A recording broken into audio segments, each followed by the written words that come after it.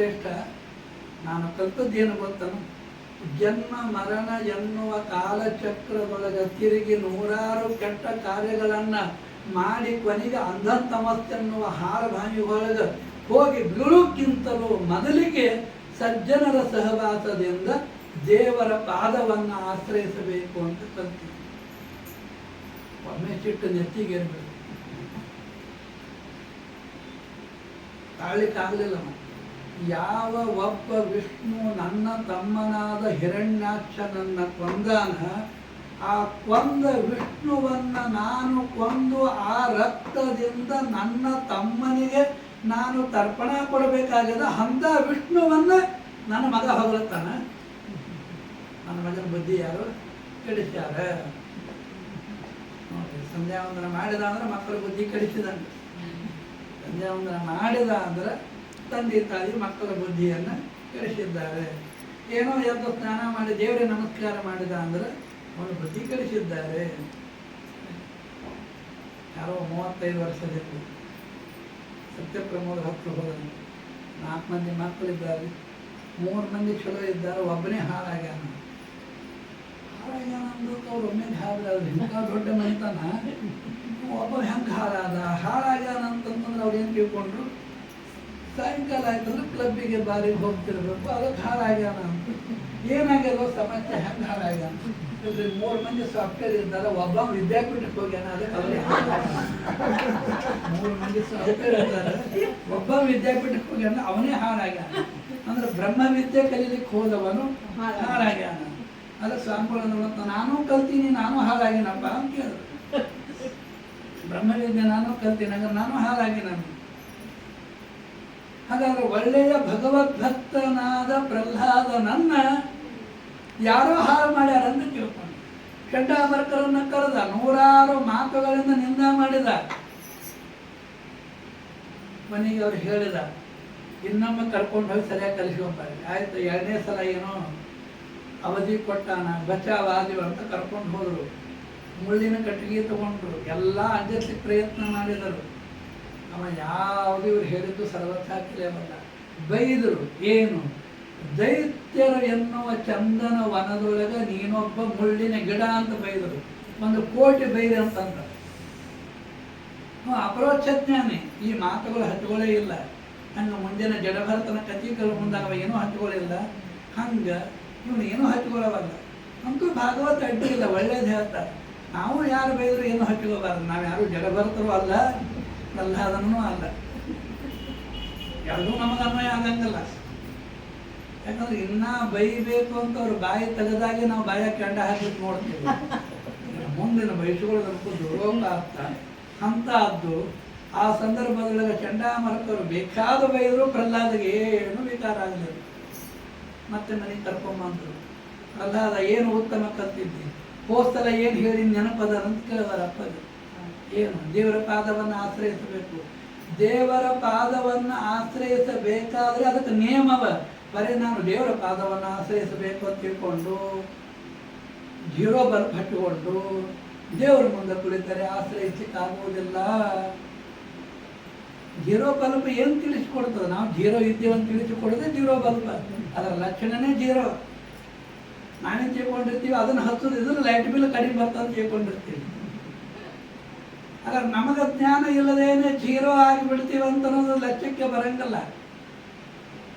ಆದ್ದರಿಂದಲೇ ಅವನು ಕೇಳಿದ, ದೇವರ ಪಾದವನ್ನು ಆಶ್ರಯಿಸಬೇಕಾದ್ರೆ ಮೊದಲೇದು ದೊಡ್ಡದಾದ ದಾರಿ, ದೊಡ್ಡದಾದ ಮಾರ್ಗ ಶ್ರವಣಂ, ಕೀರ್ತನಂ, ವಿಷ್ಣೋ ಸ್ಮರಣಂ, ಪಾದಸೇವನಂ, ಅರ್ಚನಂ, ವಂದನಂ, ದಾಸ್ಯಂ, ಸಖ್ಯಂ, ಆತ್ಮನಿವೇದನಂ ಇತಿ ಪುಂಸಾರ್ಪಿತ ನವವಿಧ ಭಕ್ತಿ ಅಂತಂದ್ಬಿಟ್ಟು. ಉತ್ತಮವಾದ ಧರ್ಮ ಯಾವುದು ಅಂತ ಗೋಕರ್ಣ ಉಪಾಖ್ಯಾನದಾಗ ಕ್ವಶನ್ ಮಾಡ್ತಾರೆ. ಇದೇ ಭಾಗವತದ ಮಹತ್ವ ಹೇಳುವ ಪದ್ಮಪುರಾಣ. ಎಲ್ಲದಕ್ಕಿಂತಲೂ ಶ್ರೇಷ್ಠವಾದ ಧರ್ಮ ಯಾವುದು? ಶ್ರವಣಂ ಸರ್ವಧರ್ಮೇಭ್ಯ ವರಂ ಮನ್ಯೇ ತಪೋಧನ ಅಂತ ನಾರದರು ಹೇಳ್ತಾರೆ. ಎಲ್ಲ ಧರ್ಮದಕ್ಕಿಂತಲೂ ಉತ್ತಮವಾದ ಧರ್ಮ ಯಾವುದು ಅಂತಂದ್ರೆ ದೇವರ ಮಹಿಮಾ ಶ್ರವಣ ಮಾಡೋದೇ ಶ್ರೇಷ್ಠವಾದ ಧರ್ಮ. ಅದಕ್ಕೆ ಜಗನ್ನಾಥದಾಸರು ಹೇಳಿದ್ದು ಇದೇ ಅರ್ಥದಲ್ಲಿ.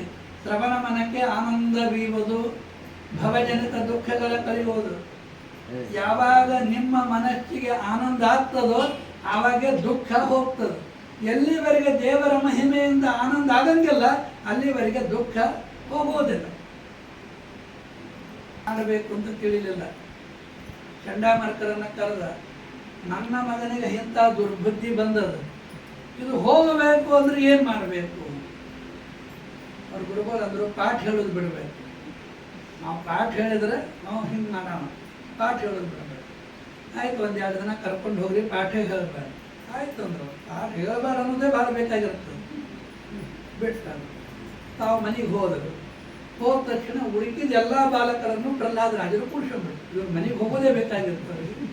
ಎಲ್ಲ ಬಾಲಕರನ್ನು ಕೂಡಿಸ್ಕೊಂಡು ಎಲ್ಲ ಬಾಲಕರನ್ನು ಕೂಡಿಸಿಕೊಂಡು ಆ ಬಾಲಕರಿಗೆ ಹೇಳಿಕತ್ತು, ಕೌಮಾರ್ಯದ ಆಚರಣೆ ಪ್ರಾಜ್ಞ.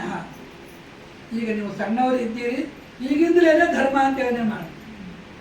ಸಣ್ಣವರಿದ್ದಾಗ ಇದು ಧರ್ಮ ಅಂತ ಗೊತ್ತಾದರೆ ಅದನ್ನು ಮುಂದೆ ಆಚರಣೆ ಮಾಡ್ತಾರೆ. ಸಣ್ಣವರಿದ್ದಾಗ ದೇವರ ಮುಂದೆ ದೀಪ ಹಚ್ಚುವುದು ಧರ್ಮ ಅಂತ ಗೊತ್ತಾಗಬೇಕು. ಸಣ್ಣವರಿದ್ದಾಗ ಬರೀ ದೀಪ ಆರಿಸೋದು ಗೊತ್ತಾಗಬಾರದು. 10 ಮೇಣಬತ್ತಿ ಹಚ್ಚಿ ಹ್ಯಾಪಿ ಬರ್ತ್ಡೇ ಚಾಕು ತಗೊಂಡು ಕತ್ತರಿಸೋದು ಗೊತ್ತಾಯ್ತು.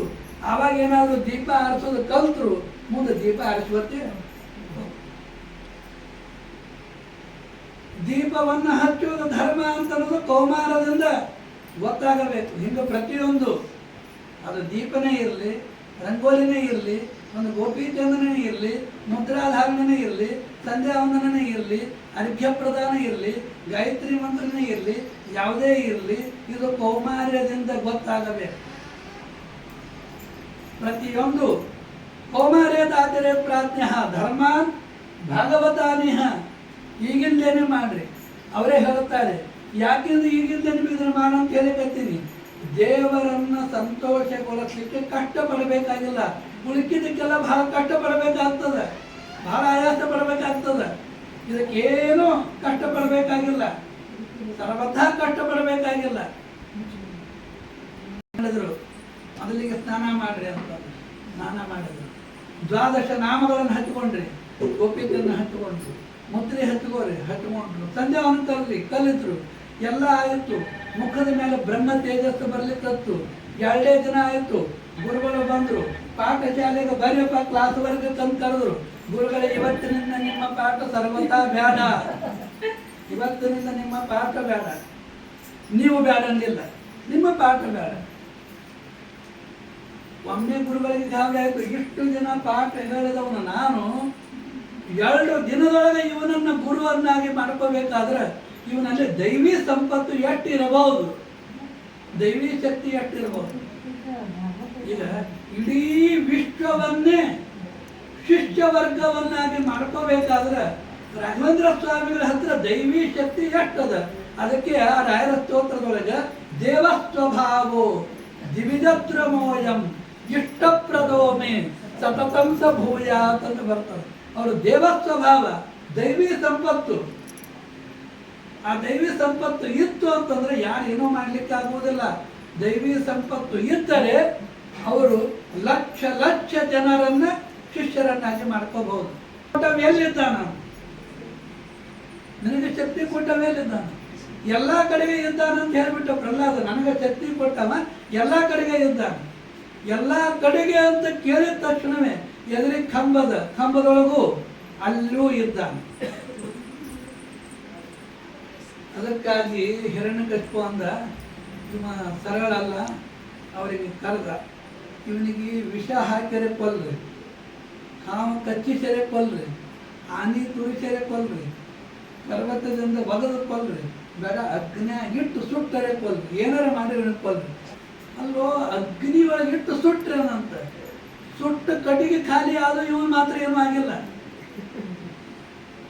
ಹೊರಗೆ ಬಂದ ಪ್ರಹ್ಲಾದ ಕೇಳ್ದ, ಅಲ್ಲ ಇಷ್ಟು ತನಕ ಅಗ್ನಿಯಾಗಿಟ್ಟು ಎಲ್ಲ ಕಟ್ಟಿಗೆ ಆಗೋ ತನಕ ಸುಟ್ಟರು, ನೀವು ಒಳಗೆ ಕೂತಾಗ ಹೆಂಗಿದ್ದಿ ಅಂತಂದ್ರೆ, ಸಾಫ್ಟ್ವೇರ್ ಇಂಜಿನಿಯರ್ AC ರೂಮ್ನಾಗ ಕೂತಾಗ ಹೆಂಗಿದ್ರಲ್ಲ ಹಂಗೆ ನಾ ಇದ್ದಿ ರೂಮ್.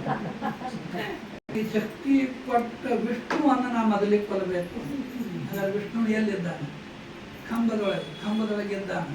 ಮಹಂದ ಒಂದು ವೇಳೆ ನಾನು ಕಂಬ ಹೊಡೆದಾಗ ನಿನಗೆ ಶಕ್ತಿ ಕೊಟ್ಟ ವಿಷ್ಣು ಕಾಣಿಸದೆ ಹೋದರೆ ನಾನಿನ್ನು ಕೊಲ್ತೀನಿ ಅಂತ ಪ್ರಹ್ಲಾದಂದ. ಎಚ್ಚರ ಇಟ್ಕೊಂಡು ಏನಾರೇ ಮಾಡಿ, ನೀವು ಮುಂದಿನ ಏನೇ ಮಾಡು, ಎಚ್ಚರಿಕೆ ಇಟ್ಕೊಂಡು ಮಾಡು, ಎಚ್ಚರಿಕೆ ಇಟ್ಕೊಂಡು ಮಾಡು. ಕಾಣಿಸದೇ ಇದ್ರೆ ನೀ ನನ್ನ ಕೊಲ್ಲು, ಕಾಣಿಸಿದ್ರೆ ಅವ ಮುಂದೆ ಏನು ಮಾಡ್ತಾ ನೀ ತಿಳ್ಕೊಂಡು ಮಾಡಿ. ಹಾಗಾದ್ರೆ ಏನಾಯಿತು, ಅವನಿಗೆ ಕಲ್ಲಿನ ಕಂಬ ಅಂತ ಅಷ್ಟೇ ತಲೆಯಾಗಿತ್ತು, ಒಳಗೆ ದೇವರಿದ್ದಾನೆ ಅಂತ ಅನ್ನೋದು ಗೊತ್ತಿಲ್ಲ. ಪ್ರಹ್ಲಾದಗ ದೇವರೇ ಕಾಣಿಸ್ಲಿಕ್ಕೆ ಕಲ್ಲಿನ ಕಂಬೆ ಕಾಣಿಸಬಾರ್ದು. ಯಾಕೆ? ತೋರಿ ತೋರದಲ್ಲಿ ಎರಡರೊಳಗೆ ಹೇಳ್ಬಿಡ್ತಾನೆ. ಒಂದೇ ಕಂಬ, ಅಪ್ಪನು ನಿಂತಾನು ಮಗನು ನಿಂತಾನೆ. ಒಂದೇ ಕಂಬದ ಮುಂದೆ ಅಪ್ಪ ಮಗ ಇಬ್ರು ನಿಂತಾರೆ. ತೋರಿ ಅಪರೋಕ್ಷ ಜ್ಞಾನಿಯಾದ ಪ್ರಹ್ಲಾದಗ ತೋರಿ, ತೋರದಲೇ ಅಹಂಕಾರ ಉನ್ಮತ್ತನಾದ ಹಿರಣ್ಯಕಶಿಪುಗ ತೋರದಲೇ ವಿರುತಿಹ ಜಗನ್ನಾಥ ವಿಠಲ ಕರುಣ ಪಡೆಯುವ ಮುಮುಕ್ಷು ಜೀವರು ಪರಮ ಭಾಗವತರನ್ನು ಕೊಂಡಾಡುವುದು ಪ್ರತಿದಿನ.